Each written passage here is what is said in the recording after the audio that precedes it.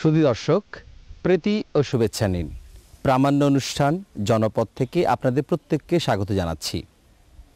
বাংলাদেশের চুয়াডাঙ্গা জেলার আলমডাঙ্গার একটি প্রত্যন্ত গ্রাম ফরিদপুর, যে গ্রামের গোড়াপত্তন ঘটেছিল বাউলদের দিয়ে।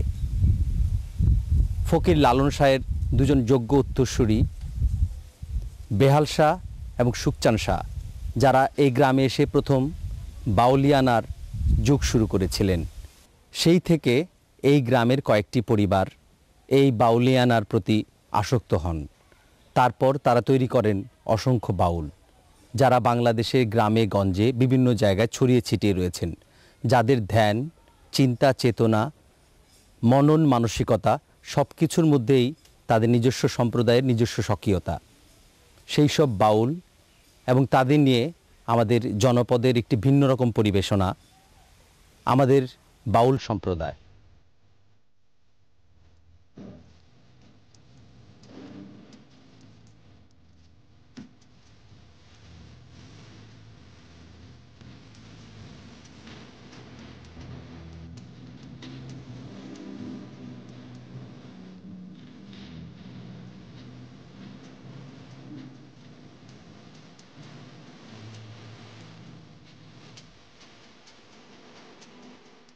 চুয়াডাঙ্গা জেলার আলমডাঙ্গা উপজেলার নির্জন গ্রাম ফরিদপুর। এই গ্রামেই ফকির লালন শাহের ভাবশিষ্য বেহাল শাহ ও সুকচাঁদ শাহ প্রথম বাউল গানের চর্চা নিয়ে আখড়া গড়ে তোলেন। সেই থেকে এই গ্রামের সর্বত্র ছড়িয়ে আছে প্রায় 100 বাউল পরিবার, যাদের ধ্যান জ্ঞান শুধু বাউল। মাঝে মাঝে এই গ্রামে বসে বাউলদের সাধুসঙ্গের আসর। বাউল সাধক রইসুদ্দিন শাহর বাড়িতে বসে বাউলদের সঙ্গীতের মূল আখড়া। এক বা একাধিক দিনের জন্য একত্রিত হয়ে গান বাজনা করাকে তারা সাধু সেবা বা সাধু সঙ্গ বলে থাকেন। বাউল সাধুরা শুধু গান চর্চাই করেন না, তাদের জীবন ব্যবস্থা, তাদের আচার আচরণ, কৃষ্টি, সংস্কৃতি, একটি নিজস্ব আঙ্গিক নিয়ে চলাফেরা করেন। আমরা এই পর্যায়ে কথা বলছি একজন সাধুর সঙ্গে, যিনি সারা জীবন এই লালন সাধনা করেছেন, সাধু সাধনা করেছেন। তাদের কৃষ্টি সংস্কৃতি নিয়ে কথা বলবো। আমাদের বাউল সম্প্রদায়ের মূল উদ্দেশ্য গুরুবাক্য। গুরুবাক্য বলবান আর সব বাহ্য জ্ঞান। তো তার কথা হচ্ছে যে নিজেকে চেনা বা নিজেকে জানা। যেমন কোরআন বলছে, মা নারাফা নফসাহু ফাকাদারাফা রাব্বহু হাদিসান তাবদুল্লাহ কায়ান্না কাতারাহু, আত্মার পরিচয় হইলে দিদার অবশ্যই মেলে, দেখিয়ে বন্দিগি করিতে রাসুল কাইতরে। এটা আত্মসংযমের পথ, আত্মাশুদ্ধির পথ। যেই বাউল সম্প্রদায় যাত্রা করেছিল লালনের কাছ থেকে, সেই বাউল সম্প্রদায় যখন এক ঘর থেকে আরেক ঘর, একজন থেকে আরেকজন পুরো দেশে ছড়িয়ে গেল, বিশেষ করে এই গ্রামের প্রায় বাড়িগুলিতেই যখন বাউল সম্প্রদায় তাদের চিন্তা চেতনা ছড়িয়ে দিল, তাদের মধ্যে নিজস্ব কৃষ্টি সংস্কৃতিটাকে নিয়ে তারা এগিয়ে যায়। অনেক ধর্মের লোক এখানে থাকতে পারেন, কখনো কেউ হিন্দু, কেউ মুসলমান, কেউ বৌদ্ধ, কেউ খ্রিস্টান, যে ধর্মেরই হোক, যে পেশারই হোক, কেউ কৃষক, কেউ শ্রমজীবী, কিন্তু তারা তাদের দীক্ষা নেওয়ার সময়, বাউলিয়ানার দীক্ষা নেওয়ার সময় তারা নিজস্ব একটা কৃষ্টি সংস্কৃতি অনুসরণ করেন।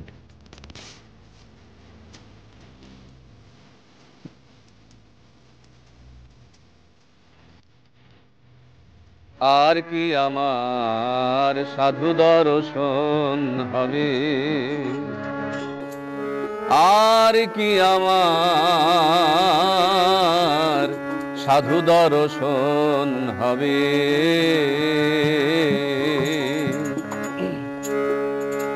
ওহে করুণা সিন্ধু দীনবন্ধু, করুণা সিন্ধু দীনবন্ধু, কবে পদবিন্দু দিবে, কবে পদবিন্দু দিবে।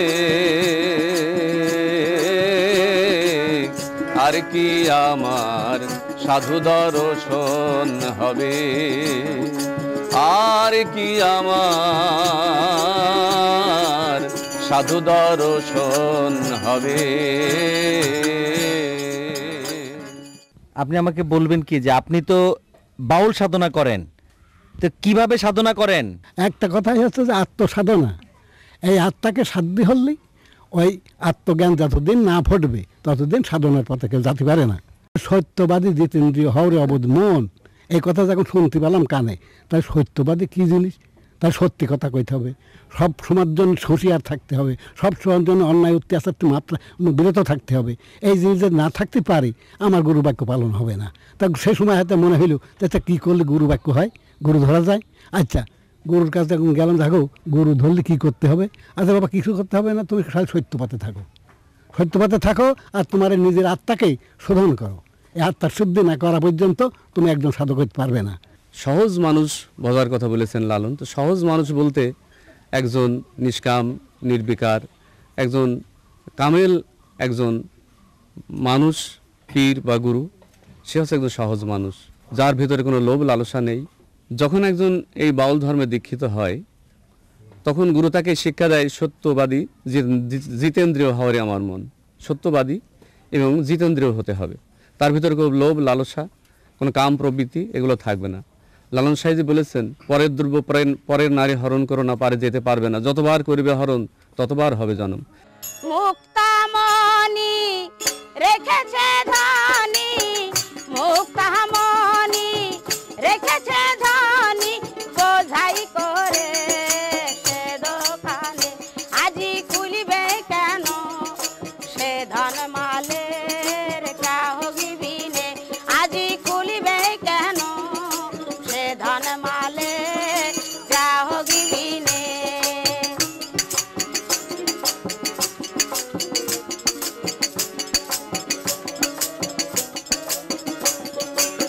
সাধু সদ গারো যাহারা, মালের মূল্য জানে তারা, সাধু সদ গারো যাহারা, মালের মূল্য জানে তারা, মন দিয়া মন অমূল্য রাতন, মন দিয়া মন অমূল্য রাতন, জেনে শুনে তারাই কিনে, আজি খুলিবে কেন সে ধন মালের গ্রাহক বিনে, আজি খুলিবে কেন সে ধন মালের গ্রাহক বিনে। বাউল গান বাংলার একটি প্রধান লৌকিক ধর্ম সম্প্রদায়ের সাধন সঙ্গীত। বিশুদ্ধ শিল্প প্রেরণার বশে নয়, বিশেষ উদ্দেশ্য সংলগ্ন হয়েই এই গানের জন্ম। বাংলাদেশে এই সুফিবাদের এক ধারা বৈষ্ণব ভাবাবাদে এবং অন্য ধারা ইসলামী ভাবাবাদে উদ্বুদ্ধ সাহিত্য সৃষ্টির পথ উন্মুক্ত করে। প্রথম ধারায় শ্রী চৈতন্য, আদ্বৈতাচার্য, নিত্যানন্দের প্রভাবে সৃষ্টি হয় সুবিশাল বৈষ্ণব পদাবলী। দ্বিতীয় ধারায় লালন, দুদ্দ ও অন্যান্য মহতের হাতে অজস্র তত্ত্বসঙ্গীত বাউল পদাবলী নামে প্রকাশ পায়। লোকায়ত ধারায় বাউল পদাবলী বাংলাদেশের দক্ষিণ পশ্চিমাঞ্চলে ভাব গান, শব্দগান, ফকিরি গান ইত্যাদি নামে পরিচিত। যতদূর জানা যায়, বাংলাদেশের এ মরমী তত্ত্বসঙ্গীতকে বিদ্বানেরা বলেন বাউল গান, আর গ্রামের জনসাধারণ বলেন ভাব গান। মায়ের গন্ধে মাতোয়ারা হয়ে, মায়ের গন্ধে মাতোয়ারা হয়ে, আনন্দে উড়ছে ওলি, মাঝে আমার ফুলের ডালি, দেখলাম দুটো কুমেলি, মাঝে আমার ফুলের ডালি।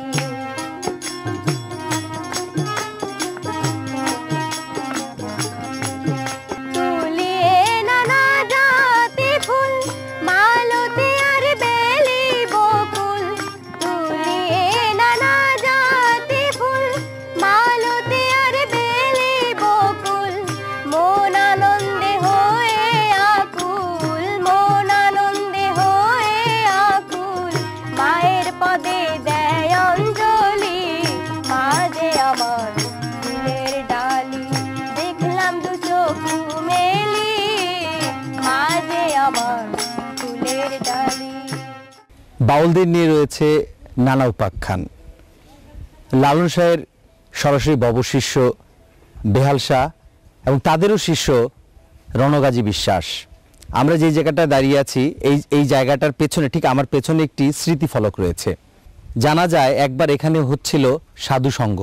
এই জায়গাটাতে যখন সাধুরা গান বাজনা করছিল তখন এই রণগাজী বিশ্বাস সবাইকে ডেকে আনলো, সাধুদেরকে ডেকে এনে বলল, তোমরা সবাই আমার চারিদিকে চাদর ধরো। সবাই চাদর ধরলো। তারপর মাঝখানে রণগাজী বিশ্বাস, কয়েক মুহূর্ত পরেই চাদর সরিয়ে দেখে রণগাজী বিশ্বাস আর নেই, গায়েব হয়ে গেছেন।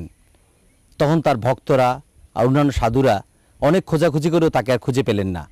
তারপর দেখলেন যে জায়গা থেকে উনি বসেছিলেন সেই জায়গা থেকে একটা সুড়ঙ্গ পথ নিচের দিকে নেমে গেছে। তারপর সব সাধুরা মিলে বহু চেষ্টা করে ওই জায়গাটুকু গর্ত খুঁড়ে চেষ্টা করেও ওনাকে আর খুঁজে পাওয়া যায়নি। তারপরের দিন যথারীতি উনি স্বপ্নে সবাইকে বোঝালেন যে আমাকে খুঁজে লাভ নেই, তোমরা আমাকে ভক্তি করো।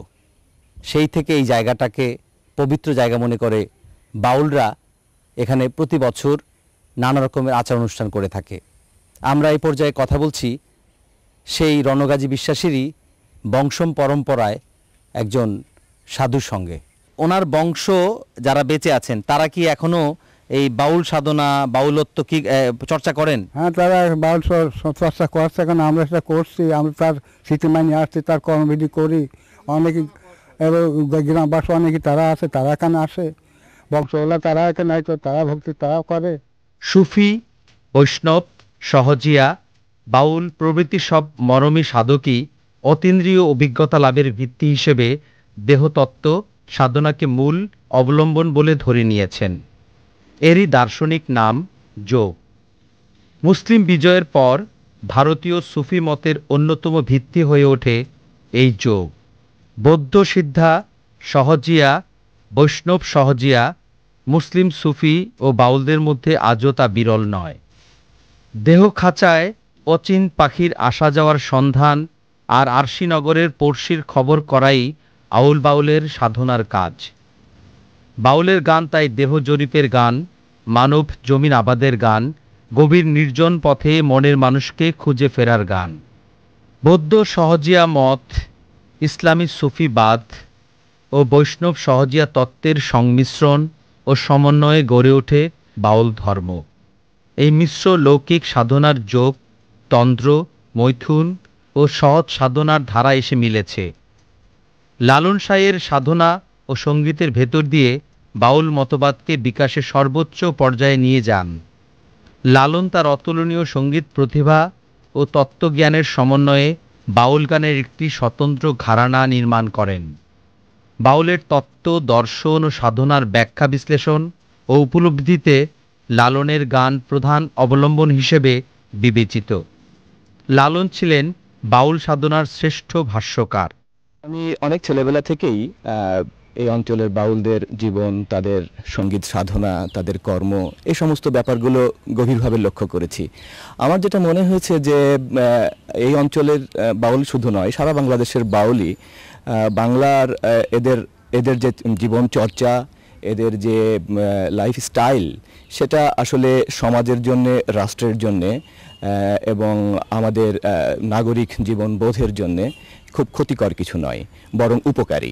বাঙালি জাতির যে সাংস্কৃতিক উজ্জীবন আমরা কামনা করি, বাংলার যে সঙ্গীতের যে জীবনের যে একটা শালীন এবং শুদ্ধ বিশুদ্ধ রূপ আমরা কামনা করি, সেই রূপে পৌঁছানোর জন্য বাউলদের একটা চমৎকার ভূমিকা আছে।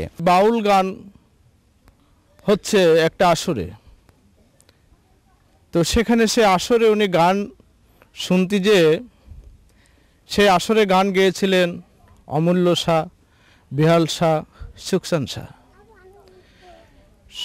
সকলেই গান শুনে চলে গেছে শ্রোতামণ্ডলী, কিন্তু বাবা এই ভাব গান শুনে ওখান থেকে আর উনি ওঠেননি। তখন বাউল সুকসান শাহ বলছে, বাবা সকলেই গান শুনে চলে গেছে, আপনি কেন বসে আছেন? তো বলছে, আমার যে ভাব লেগেছে মনে, আমি এখান থেকে উঠবো না, আমাকে আপনারা গ্রহণ করুন, আমি মুরিদ হব। এই বাউল রাস্তা বড় খারাপ, তবে দুইটা পথ আছে। একটা হচ্ছে গৃহে থেকে বাউল হওয়া যায়, আর একটা হচ্ছে ত্যাগী। তো বললো, তাহলে বাবা সুকসান শাহ আমাকে গৃহী বাউল পথটাই দেন। তো বললো, দিতে পারবো, তো সময় লাগবে, তুমি ঘোরো, আমাকে দেখো, বোঝো, তারপরে যদি তোমার মনে লয় তাহলে তুমি বাউল পথে আসতে পারো। 83-84 দিকে ওনার হঠাৎ করে হৃদরোগে আক্রান্ত হন। হৃদরোগে আক্রান্ত হয়ে সরোয়ার্দী হসপিটাল ওনাকে ভর্তি করলেন সরকারি খরচায়। তারপরে আমাদের গ্রামে নিয়ে আসা হলো। এদেশ সেদেশ, আমরা এদেশ সেদেশ বলতে বাংলাদেশের ভিতরে এমন আর্থিক অবস্থা নেই, তো নিজের সংসারই চলে না, কি করে ওনার এই চিকিৎসা আমরা করব, এই ব্যয়ভার আমাদের সে সময় ছিল না। তারপরে চিকিৎসা হতে হতে একসময় আমরা বাসায় নিয়ে আসলাম স্ট্রোক করে। নিজের এই যেখানে নাড়ি পোতা আছে ওনার বসত ভিটে উনি দেহ রাখলেন এবং উনি আমাদের রেখে চলে গেলেন। তারপরে 1 মাস 7 দিনের জন্য, মাত্র 1 মাস 7 দিন পরে মরণোত্তর 21 পদক, সেটা আমরা জানতে পারলাম। তো উনি এত বড় একটা পদক পেয়েছে, রাষ্ট্রীয় সম্মান, আমাদের বাংলাদেশের একটা বিরাট সম্মান 21 পদক। ও বলতো, বাবা হয়তো কিছু পেতে পারে, জীবনের জন্য তার কিছু করে গেলাম না, হয়তো কিছু পেতে পারে। কোনো ডামাডোল বাজায়নি, কোনো শব্দ করেনি, বলেছে বাবা আমি একটু নমিনি করে গেলাম, 21 পদকটা তুমি গ্রহণ করো। আমিও এমন বুঝিনি বাউলের ছেলে হয়ে 21 পদক কি। পরে আমরা বুঝতে পারলাম যেটা আমাদের বাংলাদেশের বিরল সম্মান, যে একমাত্র আমার বাবা একতারা নিয়ে পেয়েছেন। এক উবদ গাছে ফল ধরেছে তাকাতে মানা, সে ফল বোটা কাটা পাপড়ি আটা, ভোলা মনে তাইতে খোঁজে সব জোনা, ভোলা মনে তাইতে খোঁজে সব জোনা, সব জোনা। এক উবদ গাছে ফল ধরেছে তাকাতে মানা, এক উবদ গাছে ফল ধরেছে তাকাতে মানা।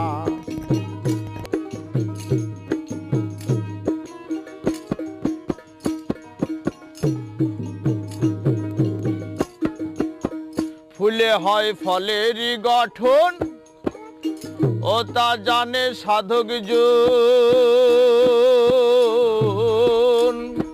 সুগোল সুঠাম সে ফল হরে মনির মন, সে ফল হরে মনির মন।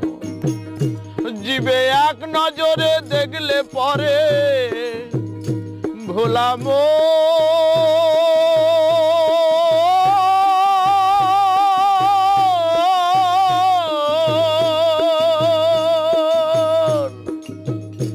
জীবে এক নজরে দেখলে পরে ভোলা মন প্রান্ত ধরে থাকে না, থাকে না।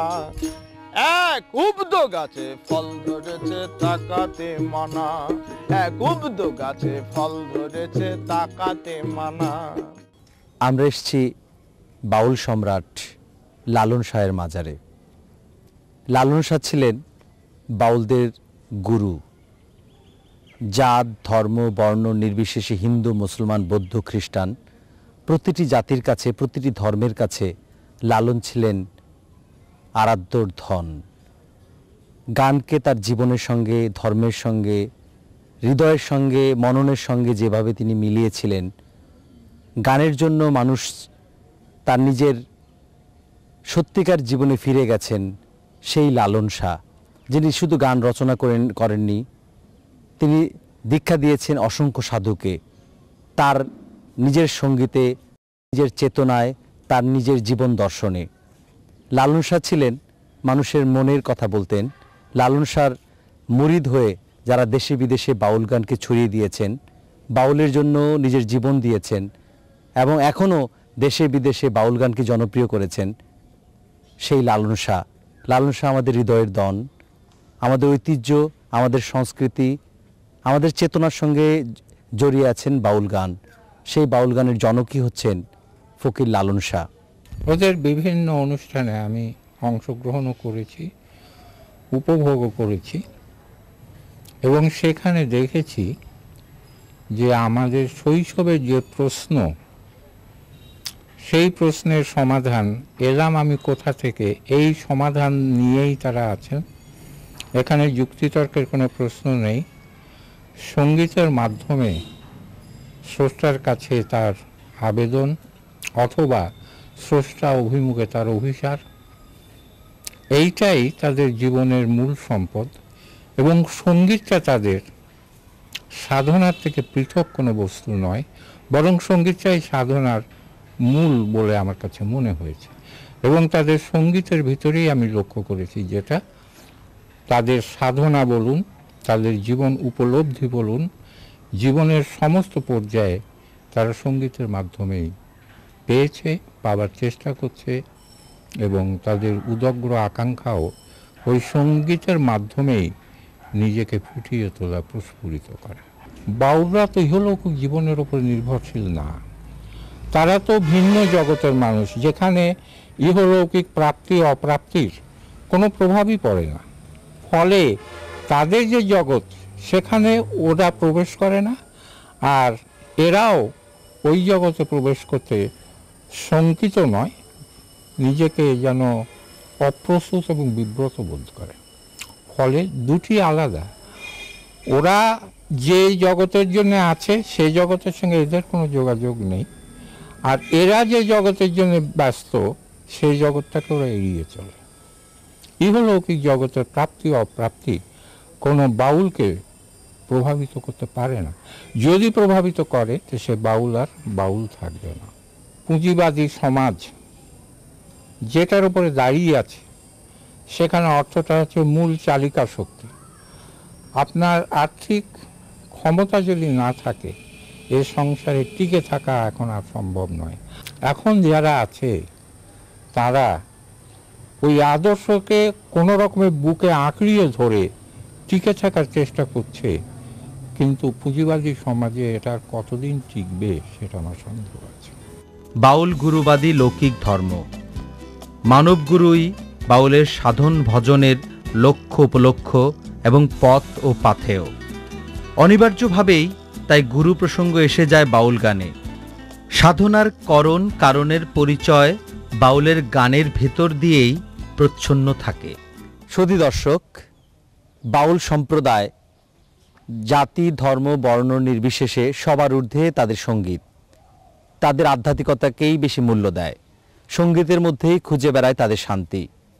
বাউলদের জীবনে তারা কখনোই রাষ্ট্রের অনৈতিক কোনো কাজে নিজেকে জড়াতে চায় না, সঙ্গীতকেই জীবনের মূল স্তম্ভ মনে করে। আজ এ পর্যন্তই। আগামী অনুষ্ঠান দেখার প্রত্যাশায় সবাইকে শুভেচ্ছা।